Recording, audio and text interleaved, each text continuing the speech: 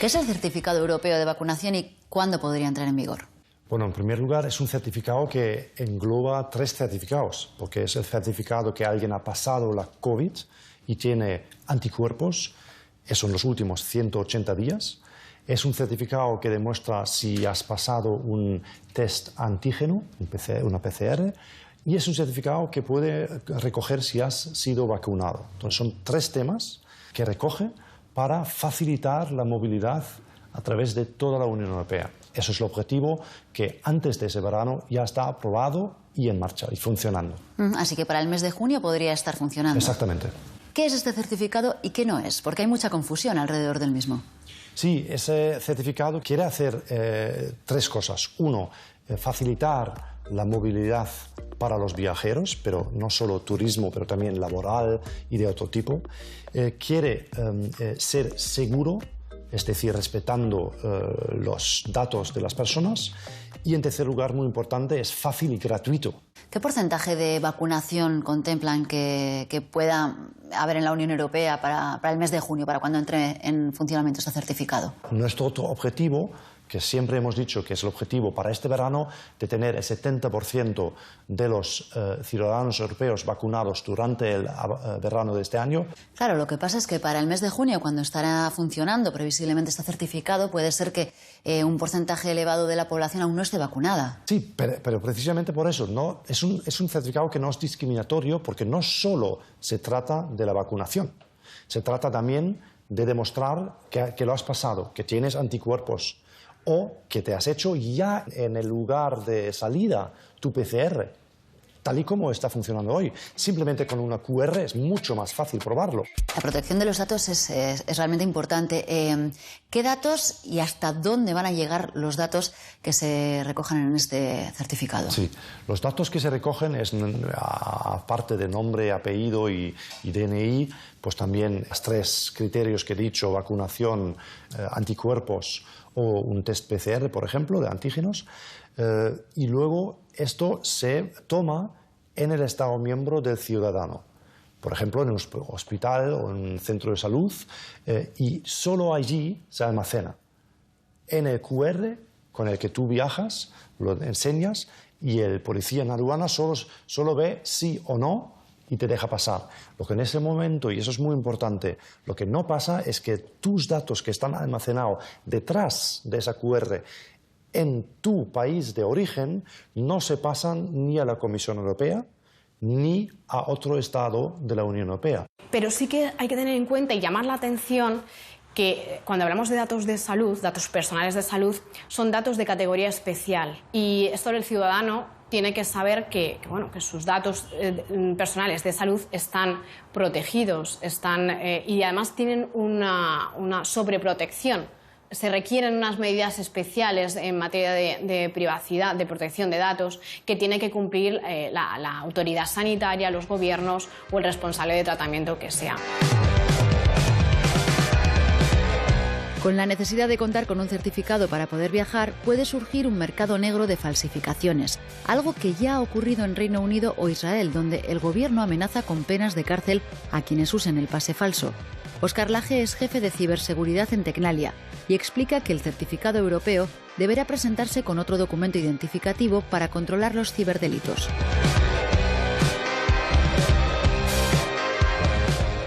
Estos pasaportes de vacunación lo que pretenden es descentralizar. Imaginaros que el diseño que hiciéramos fuera al revés, que todos los Estados miembros emitieran y enviaran a Bruselas toda la información de nuestra salud.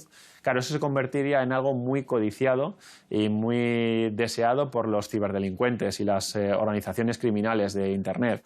Sería muy atractivo y incluso un reto para ellos el robar esa información y extorsionar a los gobiernos y a los propios ciudadanos con esa información. Con lo cual es importante distribuir y que los datos de salud sigan descentralizados, porque si los juntamos estamos creando un tesoro al que los delincuentes pueden intentar acceder. Se están dando falsificaciones de los certificados británicos. No tienen una firma digital, ni un registro de quienes pueden firmar. Aquí el diseño contempla medidas para que esto no ocurra y que nadie ni altere un certificado, las fechas, el nombre del destinatario, etcétera, ni alguien suplante a un hospital que no existe. Existen ya realmente pasaportes falsos que puedes comprar en Internet. Hemos detectado algunos en aquellos sitios en los que se han emitido pasaportes en papel, sobre todo, que puedan ser susceptibles de falsificación. Como, por ejemplo, hemos visto a la venta pasaportes falsos rusos. Los hemos visto, de momento, como decía, en foros ocultos dentro de la dark web. El precio que hemos visto de los pasaportes a día de hoy es relativamente barato, es alrededor de unos $150, $200. Pero no solo se trafica con pasaportes. La Interpol ha pedido a sus 194 países miembros que se preparen contra el robo de vacunas. Nos adentramos en la dark web con el experto en ciberseguridad Eusebio Nieva, de la firma Checkpoint, que muestra cómo se venden estas vacunas en el mercado negro. Esta es la dark web, ¿vale?, en la cual se ofertan, pues, prácticamente todo tipo de cosas, como podemos ver. Pfizer con alrededor de $500, lo cual se traduce en bitcoins. Esta, que es prácticamente seguro que es falsa, pues son $40 con estos bitcoins. Esta parece que es la Sputnik, que es la rusa. Esta es Moderna, Pfizer, AstraZeneca, alrededor de los $400, $500, 350, 400, 880, dependiendo de la vacuna, es lo que cuesta. El contrabando de vacunas en Internet ha generado hasta 7.000 dominios en 4 meses y un aumento de webs del 300%.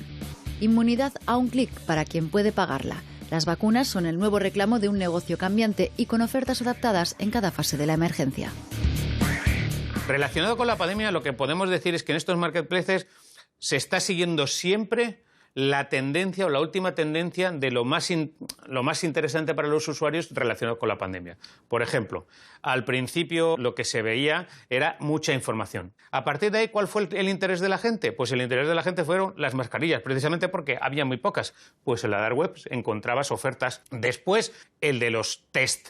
¿Qué es lo que estamos viendo ahora? Ahora lo que estamos viendo es efectivamente vacunas, cartillas de vacunación, etcétera. Lo que se está viendo es ofertas COVID, o ofertas de 2x1 o 3x1, o 3x2, cosas de este tipo. En tanto los gobiernos no pongan un método infalsificable o difícilmente falsificable para las PCRs, para los test de antígenos, para cualquier otro test o papel que se requiera para poder viajar o para poder recibir un servicio, ese mercado va a estar ahí. Tenemos que tener en cuenta que en este caso utilizar esa documentación que es falsa es delito.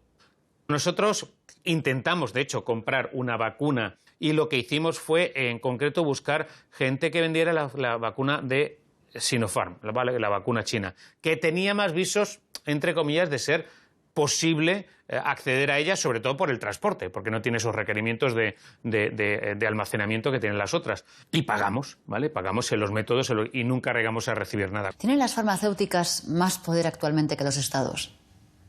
No.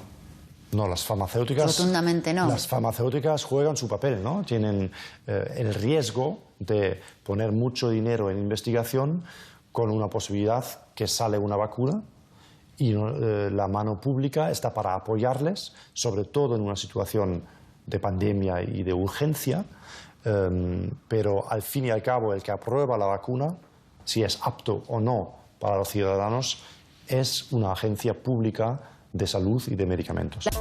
¿Este certificado verde llegará para quedarse o tiene una fecha de caducidad? Este certificado verde digital que hemos propuesto ahora está en vía de aprobación urgente en el Parlamento y en el Consejo de los Estados miembros para este verano. Eso es lo importante. Una vez que la pandemia vencida, digamos, y tenemos una vacuna ya para todo el mundo está vacunado, posiblemente este certificado contra el COVID ya no es necesario. Entonces lo podemos parar. Es algo temporal.